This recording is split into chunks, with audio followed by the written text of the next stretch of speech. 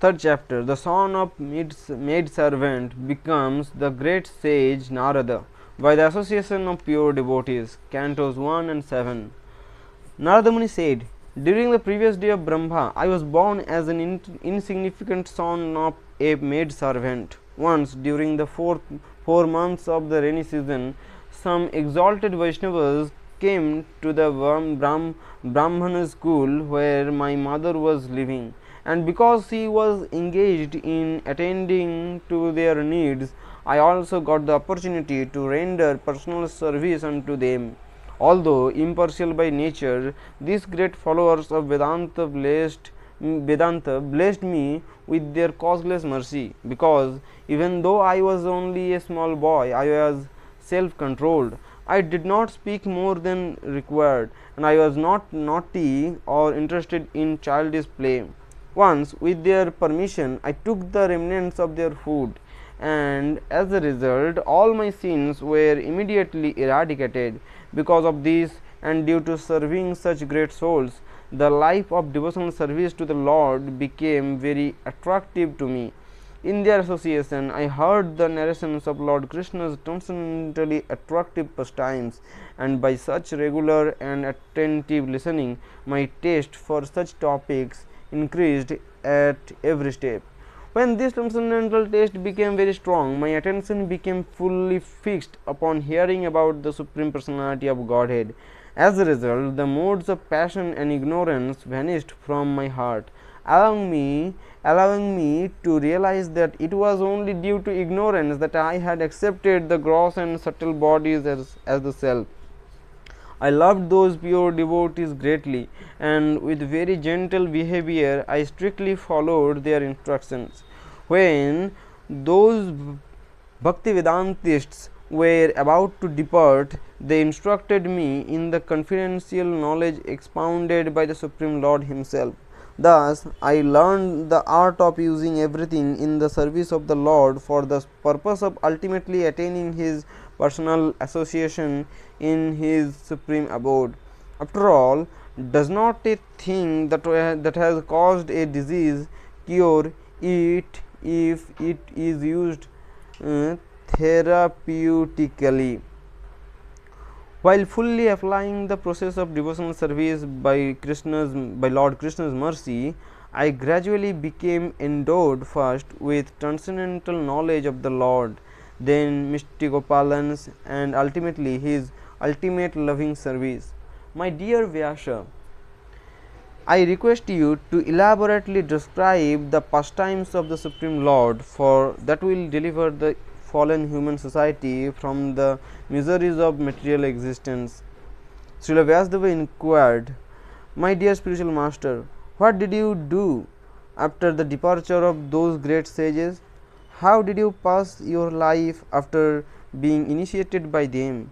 And how did you obtain this present body after having quit your old one in due course of time? Time annihilates everything. How is it that you can remember these events that happened during the previous day of Brahma? Narada Muni replied, I was just 5 years old and the only son of my mother, and thus she tried to bind me with the rope of affection. She wanted to properly look after my maintenance, but because she was not independent, she could not really do anything for me.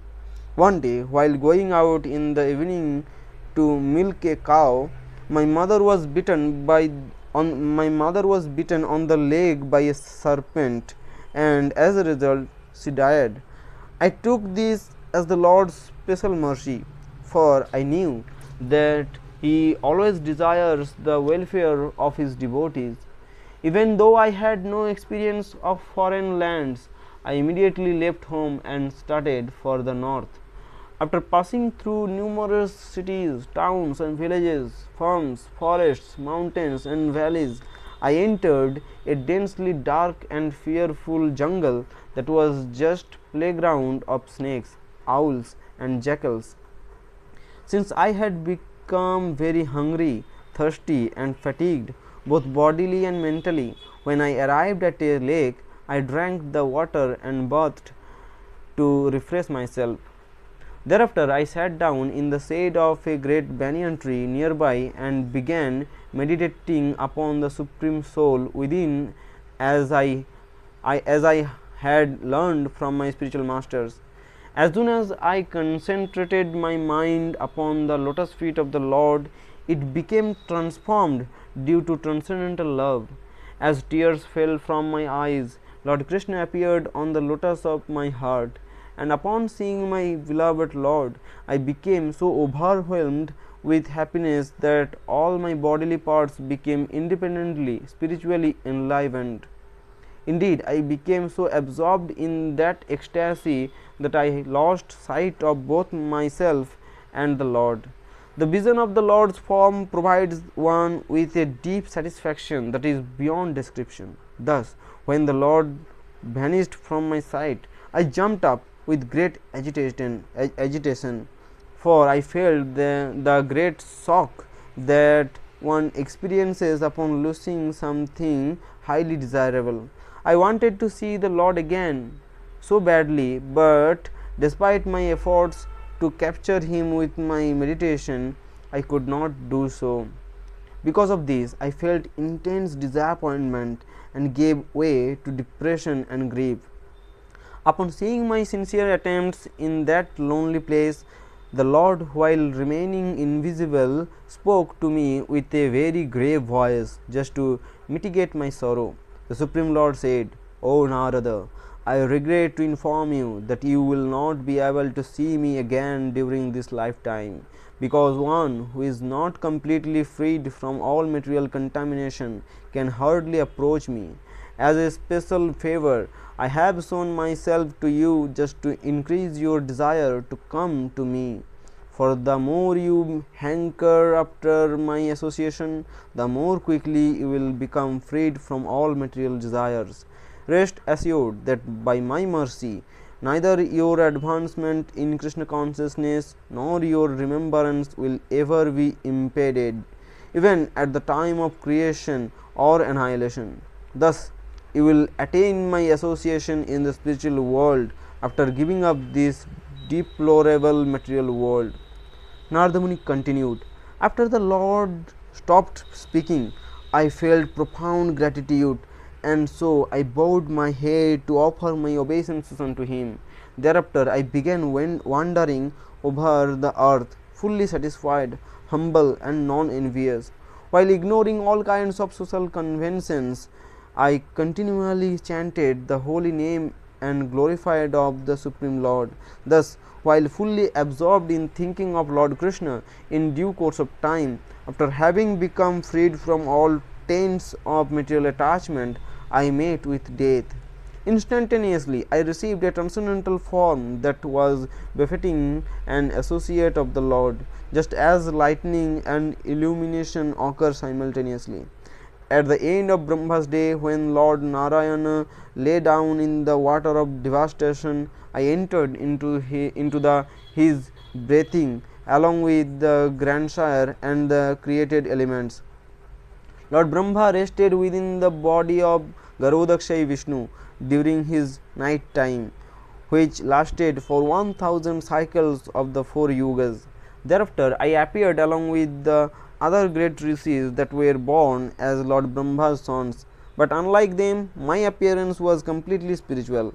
Since then, by the grace of Lord Vishnu, I have been travelling everywhere without restriction, both in the spiritual and material worlds, and while doing so, I constantly sing the glories of the Lord while accompanying myself on the veena that had been given to me by Lord Krishna. As soon as I begin to chant his glories, the Lord appears on the seat of my heart as if called for. My dear Vyasa, thus it has been directly experienced by me that the best means for the suffering conditioned souls to cross over the ocean of nations is to situate themselves in the boat of constant chanting of the holy name and pastimes of the Supreme Lord. The restraint of the senses by the execution of yoga can give one temporary relief from material distresses, but only by active service to the Supreme Lord can one attain real satisfaction of the soul. After saying this, Narada took his leave, and while vibrating his Bina, he departed through the sky to continue wandering at will. Srila Vyasadeva then sat down on the western shore of the river Saraswati, and after touching water for purification, he fixed his uncontaminated mind in meditation. In trance, Srila Vyasadeva could see the Supreme Lord, and in the background his external energy, which was under full control. The illusion that is caused by the external energy can be dispelled by the process of Bhakti Yoga. But since people in general are ignorant of this, Srila Vyasadeva compiled the great work Śrīmad-Bhāgavatam. Simply by hearing this wonderful Vedic literature, the feeling for loving devotional service unto Lord Krishna sprouts up at once in the heart to extinguish the fire of lamentation, illusion, and fearfulness. During the previous lifetime of Lord Brahma, Narada Muni had been born as a Gandharva named Upavarhana. Because of his external handsome face and body, Upavarhana was very highly respected by the other Gandharvas, and when he was decorated with nice flower garlands and sandalwood paste, he was very pleasing to women. Because of this, Upavarhana was always bewildered by strong lusty desires, and since he was too attracted to women, he lived the life of a playboy. Once the demigods held a Sankirtana festival for glorifying the Supreme Lord, and all the Gandharvas and Apsaras were invited. Upavarhana went there, surrounded by numerous women, and in their company he foolishly began to sing songs that proclaimed the glories of the various demigods.